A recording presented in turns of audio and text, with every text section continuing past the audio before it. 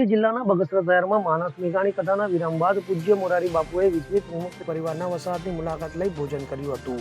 શહેરના અટલ પાર્કમાં વર્ષોથી ઝૂંપડા બાંધીને રહેતા વિચરતી વિમુક્ત જાતિના લોકોની પરમ પૂજ્ય મોરારી બાપુએ મુલાકાત લીધી હતી. તો રાજ્ય સરકાર દ્વારા 104 પરિવારોને નવા ઘર બનાવી આપવામાં આવી રહ્યા છે. ત્યારે વિચરતા સમુદાય સમર્થન મંચ સંસ્થાના ડાયરેક્ટર મિત્તલબેન પટેલ અને જિલ્લાના સંયોજક રમેશભાઈ મકવાણાની વિચરતી વિમુક્ત જાતિના લોકો સાથે વર્ષોથી કામ કરી રહ્યા છે. તો આ પરિવારોના ઓળખના પુરાવા બનાવી પાકા ઘર બનાવવા માટે સતત મહેનત કરી 104 પરિવારને નવા આવાસ મંજૂર કરાયા છે. ત્યારે આ વસાહતની મુલાકાત માટે પૂજ્ય મોરારી બાપુને આમંત્રણ પાઠવતા પૂજ્ય મોરારી બાપુ વસાહત આવી પરિવાર સાથે મુલાકાત કરી હતી અને તેમની સાથે ભોજન પણ કર્યું હતું.